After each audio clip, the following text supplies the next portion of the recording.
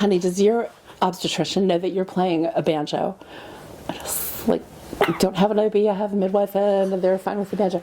Well, I'm just worried that the vibrations from that banjo could hurt his brain, that they could, I mean, I know some banjo players that you might argue have some brain damage going on, but I don't think it was from their mom's play when they were pregnant. He's musical. He's good, but... Yeah, she is incredibly musical. Yeah. She heard a lot. You had vibrations from the guitar and your mom singing, and it probably didn't do you any harm. You wouldn't have to.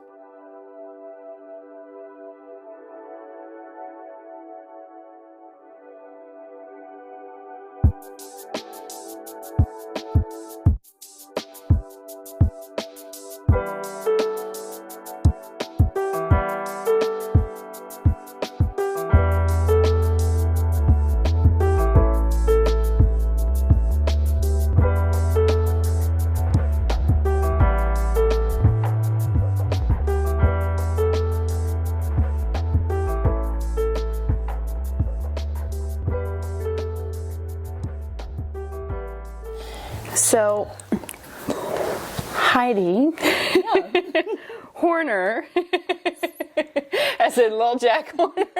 It's out in the corner, yeah. How did you start your career in midwifery? Oh, man. I was hoping you weren't going to ask hard questions.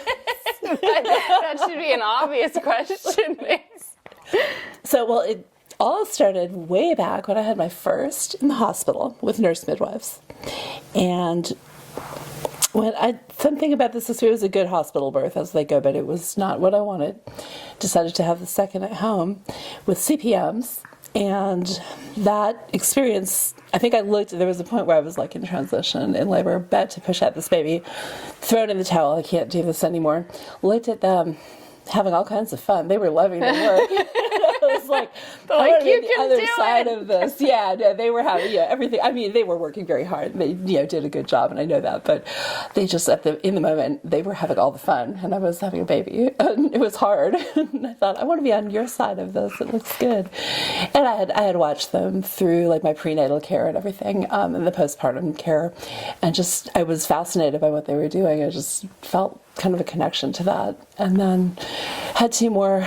Well, my other two, I guess I was already apprenticing by the time I had my two younger ones. But I was living in Arizona then, and then I moved to Virginia. And a friend of mine from Arizona had moved out here in the same time frame, and she wanted us to start a doula practice together. Okay, so you started as a doula. As a doula. Okay. Began as a doula.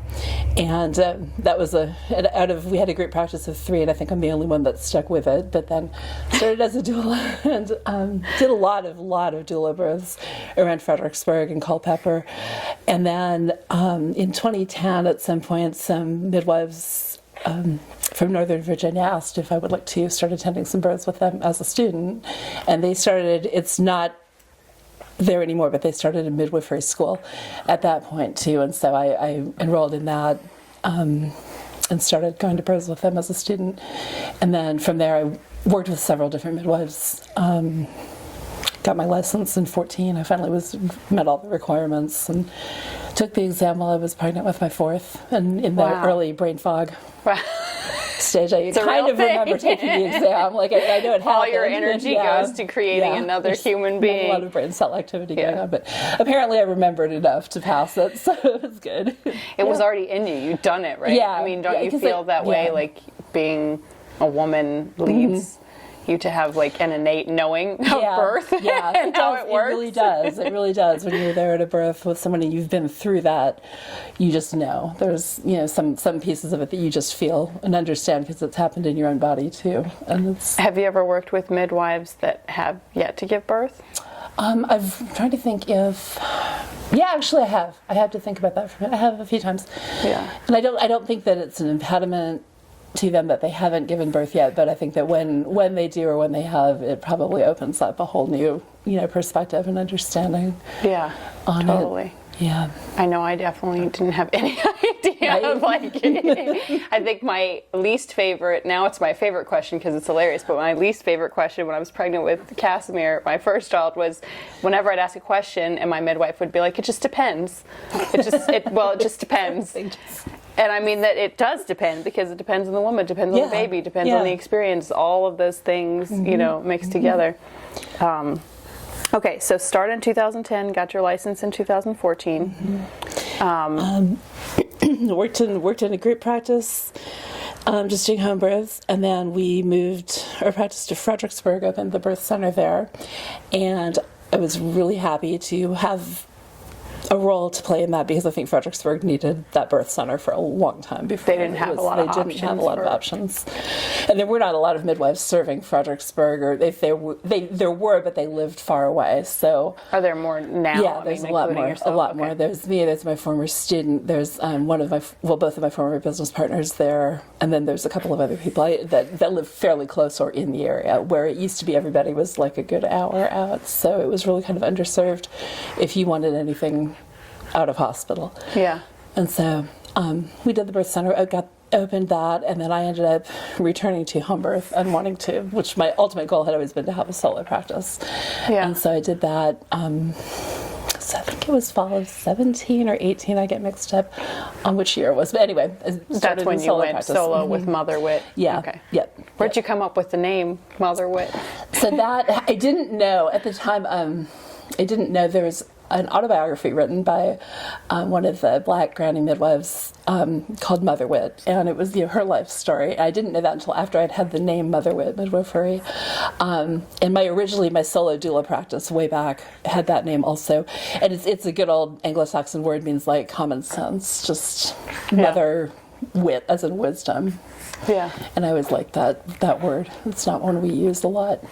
Yeah. And how does your experience with being a doula, like, how did that prepare you for being a midwife, or how was that different? Like, I mean, obviously there's more support going on with doula for the mom versus like as the midwife, you know, not that you're not supporting, but there's a specific, you know, I don't want to use the word medical, that sounds a little too allopathic, but you're there for safety as well. Like, right, we're the life coach. We're responsible for what people think of as the medical side of it. Yeah.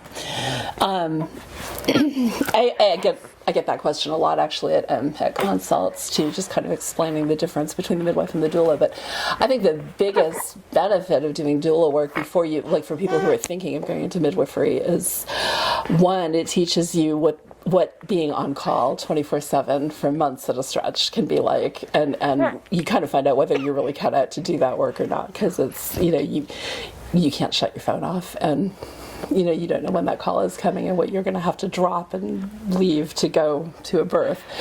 And when you're a doula, you don't have the medical, you know, I say with quotation marks, but the medical side, the responsibility that way. You're not the primary care provider, you're a support person, but you're still on call, so you kind of get a taste of that experience. And the other thing, I think, being a doula, you know, just getting used to being around birth and seeing all the, without having a whole lot of, you know, clinical responsibility, but just seeing how the births can progress. The other thing about doing that, I think, is it gets you used to the hospital environment, because mostly as a doula, you're probably working in the hospital. I know that almost all of my doula births were in the hospital, and it teaches you how that whole scenario looks, because you do, you know, no matter how good a midwife you are, or how dedicated to home birth your clients are, you do transport sometimes, and you end up having to go with people into a hospital setting, and if you're not familiar with how that's going to look, that can be a real detriment in a transport. Shock. Yeah. Yeah, big shock. Are you, speaking of transports, I don't know if you saw, there's a recent blow up on social media about, I can't remember who the woman was that was on Joe Rogan's show, but I found out about it through Avita Holistic Birth Services for Brittany and Liza, right? They got all the meaty stuff, well, this is pretty juicy, and it's pretty sad, actually, because the stats were just like, where did they even get it from? This comic, I shouldn't say comic, it sounds like they're a cartoon, but this comedian, this female comedian came on Joe Rogan, and she was talking about her cesarean, and then they started talking about the subject of home birth, and they were both like, oh, that scares me so much, because the transport is something like 50%. No, it's not. Right.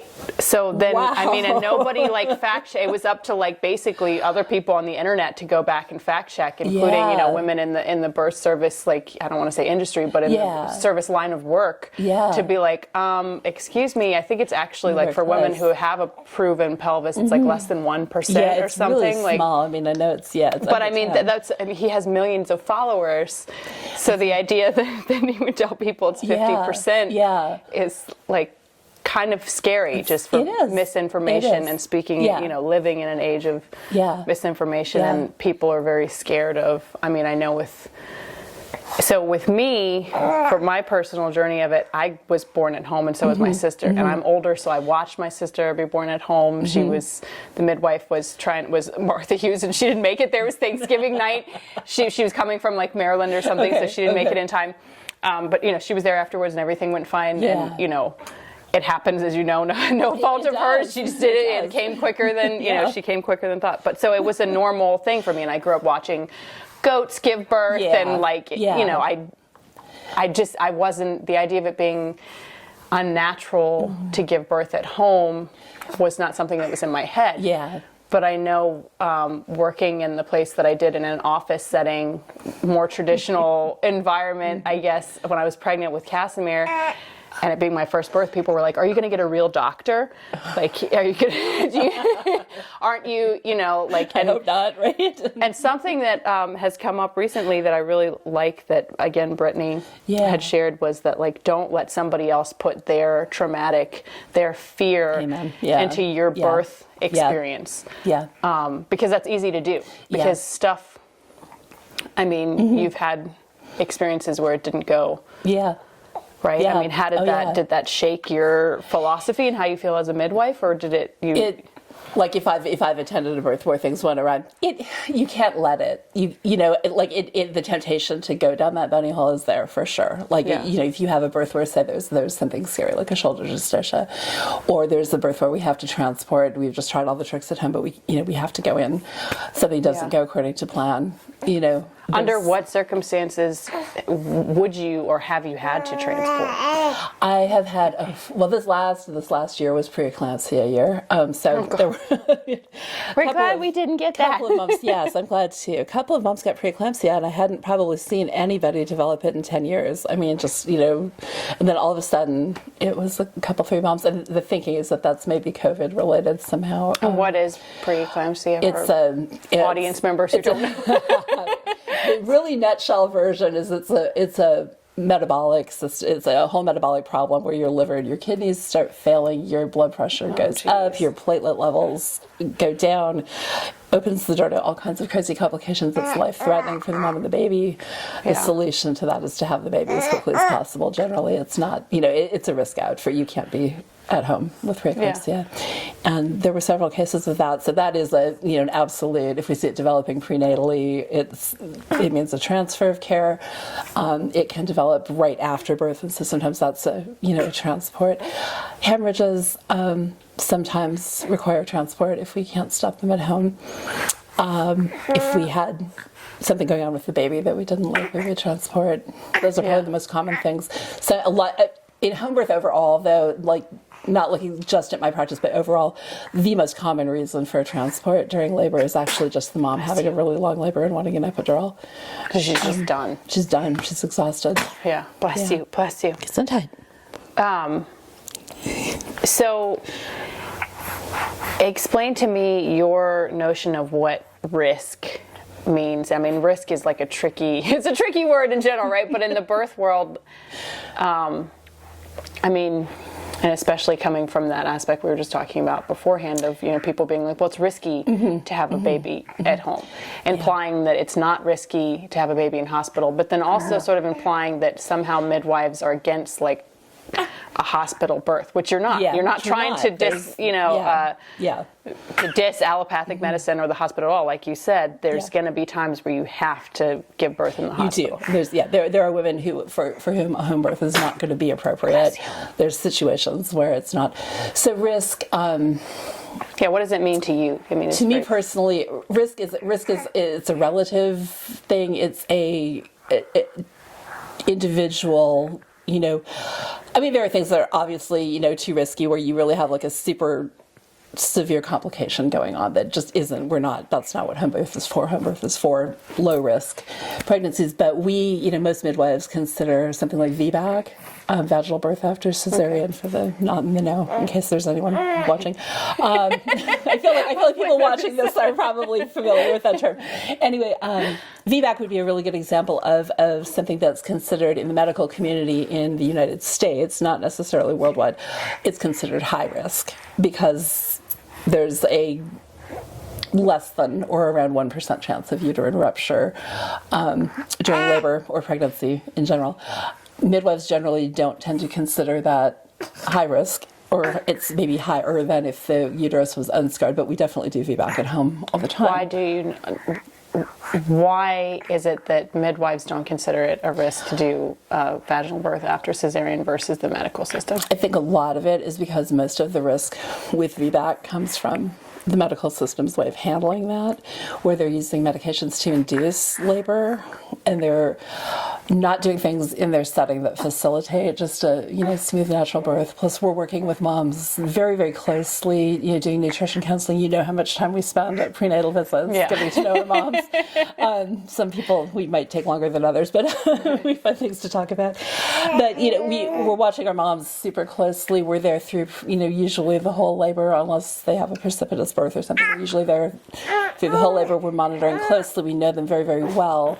There's a lot of things about the home setting and about midwifery care where there's constant nutritional counseling. We're looking at their social and home situations. There's so much. They have our number 24/7 for any concerns. I think we have to change a poopy diaper. It's super appropriate somehow. What were we talking about? We were talking about VBAC. And why it's safe at home, and I'm surprised I remembered what we were talking about. Like talking about me. That never happens. But the other things, our moms are not all named up with an epidural, and that's a big thing because if something is going wrong during a VBAC, they can feel that something's wrong if something were to happen. In a hospital setting, a lot of the time they're required to have an epidural on board, not always, but that they're supposed to have the epidural in place so that if there's a need for an urgent C-section, they can just be whisked away to the OR and it's already there and they're already numbed up. And while I get the argument for that, it also, when they're, I don't want to go on a big tangent about it, but if they're known, they're not going to know if something's wrong, and they're on a constant fetal monitor, they can't move. At home, VBAC is just a normal birth with, duly noted, you've had a prior C-section. So we're maybe, just we're going to be there a little sooner. We might be checking on the baby a little bit more frequently, but it's not a source of fear or worry. It's just a thing to note. Okay. I have tons of questions, obviously, but so we started this whole thing talking about risk, right, and what that means. In your mind, is there such a thing as, it sounds so silly to say, actually, as I'm about to say, because it's like, is there ever a scenario where there's zero risk? But it's life. If you're alive, there's risk. Period. And I know now, she's reaching. I know, we need to get you a teether. But she's like, this is not working, Mom. Get me something. Get that girl a chicken bone.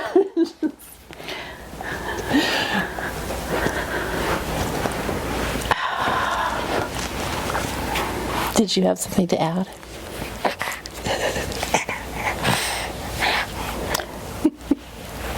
How much of a normal, quote unquote, normal birth, right? If you don't have any of the risk factors and stuff like that, how much can you ascertain as a midwife? Do you send people for testing? I'm asking for a general. I know I didn't do that. I chose to, pretty much do everything but a quote unquote free birth. Yeah, right. I didn't do. That was my choice, right? Everybody has their own preference of doing that. But I feel like, just to play devil's advocate, some people might argue that how would you know if it was a normal birth since you're... Well, first thing I'm going to throw out there is, even if you do all the testing under the sun, you do every single thing that's out there, and all the interventions, you still don't have control over it. Right. We're not in charge. And there's an illusion that all the testing and all those things will somehow make birth safe. That said, those tests can pick up some useful things. They can be a real good thing to have. They can tell you where a placenta is and, whether it's in a position that makes it dangerous to give birth vaginally. There are things like that, where if your baby has some anomalies that can be detected prenatally. So they're useful. And so something people don't realize, I think there's a myth out there that midwives... She's like, I need to have my moment here. Have your moment. I'm just boob out to the camera. It's okay. Yes. She looks at the camera too. She's like, hey. It's your teeth. You're popping a tooth, right? You're popping a tooth. See, we won't put this footage on Instagram. I'm going to say, this is for subscribers only. The mom boob. The mom boob moment. They'll tell you you're violating community standards if you show that on Instagram. Maybe not. Honey bunny.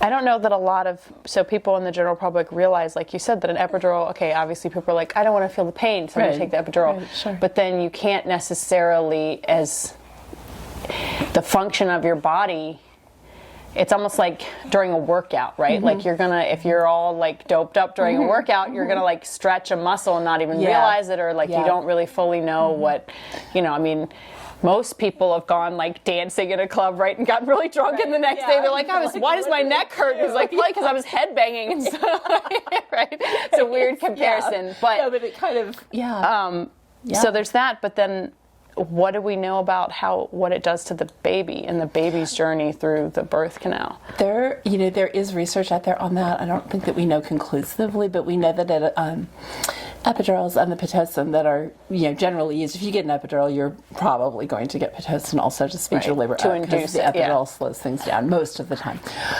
And we do know the Pitocin affects the baby. The more that they're getting over a longer period of time, it disrupts the natural hormonal process for the mom and the baby both. We know that there's some disruption. And I am not, there's a time and a place We're not for throwing those things. like... I'm not, not judging anyone who uses them, but it's just a risk that you're not informed of. In general, it's not discussed, and you get the paperwork at the hospital saying, hey, check, sign off here, and, you can get your pain relief, and they don't really explain to you that you're really interfering a lot with how that process naturally functions when you start playing around with the hormones, and if you're not feeling the pain, your body's not producing the same hormones to cope with the pain.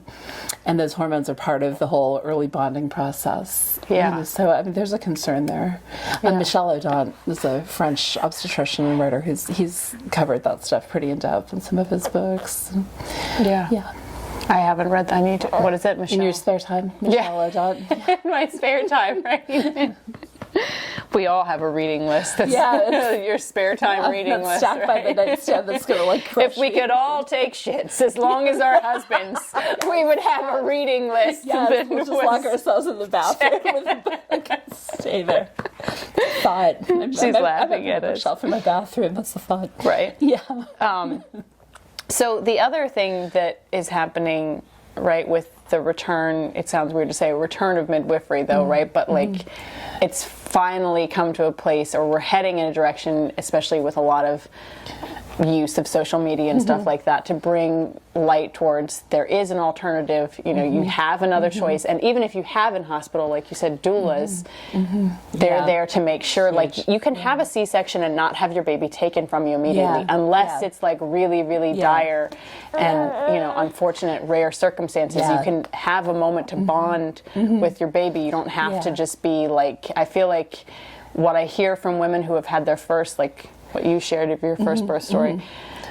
And Liza, if I can say that, but I think she'll agree that it's okay because she's told me that and stuff. But like their first experience in the hospital, and they were like, I don't want to ever do that again because it feels like it's happening to you, and not a journey of you and with you. Your providers should be complementary to what your body is already doing, right? I mean, that's the whole movement about midwifery and choice and autonomy, and that's what you were asking. We were asking about risk and about all the testing and everything before. And it's interesting. I just earlier in the week had a unexpected conversation with a nurse midwife at one of the local OB practices about this very topic, but and she was really surprised at the CPM approach, the home birth midwife approach versus a hospital midwifery or obstetric care approach. That from your care, but we go through the whole pregnancy and everything with all the testing. We offer it. We say, okay, you're at this point in pregnancy. You can do this test. You can have this blood work done. You could do this ultrasound. Here's what gestational diabetes screening could look like. Here's what group B strep screening could look like. We offer all of those things. Right. We can order any test. That you would normally have in pregnancy, and we certainly do sometimes refer people out for outside testing when it's appropriate. When we definitely see, hey, there's clearly a need to investigate this further. We do, but if there's not a clear-cut need for it, it varies from midwife to midwife. In my practice, my philosophy is I will tell you what you could be doing right now. Yeah. And if there's something I particularly want you to have or think you need to have, I'm going to speak up. And if not, you can choose. It's up to you. So some people in my care do literally nothing test-wise. Just nothing. There's a couple things I like to know. You like to know blood type. Okay. Blood type, your iron levels are important. I'm really kind of big on just keeping on top of that through the whole pregnancy because it's easy to do and really important. People, probably my clients are 50-50 on doing like an anatomy scan or any kind of screening, to see for birth defects. And I don't know. Some of my clients never really do any testing, and some of them do all the tests. Like I order every single thing they would have in OB care, and it runs the gamut, and they all have good births. Sometimes there's a birth that isn't so good, but it's not because you didn't get a blood draw done at 10 weeks or something. Right. So the testing is there to make sure that everything's on track, but at the same time the testing can't prevent. And just like being in the hospital, you can't necessarily prevent anything from happening. Right. And I think that's the illusion. There are some, so with my first birth, there are some factors to take into play, like how close you are to a hospital, right? That's important. And I knew I was in a really, I would argue that all women were probably in a delicate place for their first child, especially, but my dad had passed that same year. Okay. And so there was a concern. I wanted to have Casimir at my parents' house, like kind of do this like full circle, like where he passed type of thing and bring new life in. But I ended up kind of carrying on a lot of trauma from that, and my mom was very concerned, even though she had 2 kids at home. It was all of a sudden, she just was going through it all, feeling it all the feels. But then, like the rescue squad, like how long would it take them to get there? If you live out, 30 minutes plus from town, if something goes wrong, what kind of window do you have? This is a tough question, right? But like, what would you say to a client that maybe had that concern, but in your mind had checked all the boxes for a quote unquote normal? Like, do you say that that's a riskier scenario? It's if they have a concern in their mind, because there is such a thing as like psychological risk too. Right. All the physical bases are covered, right? Like we're not worried about anything physical. If somebody has, if they're a little like, exactly, do I live close enough to the hospital? Is that okay? That's fine. But if there's if they're constantly worrying about, I don't know, that transport time just feels long to me.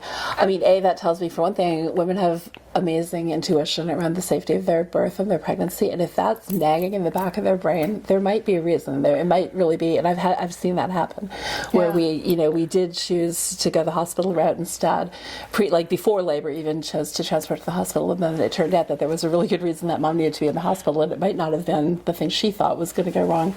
And so, if that drive to the hospital is a concern that is really ongoing and she can't quite settle and feel comfortable and safe at home, I don't want her to be at home. Yeah.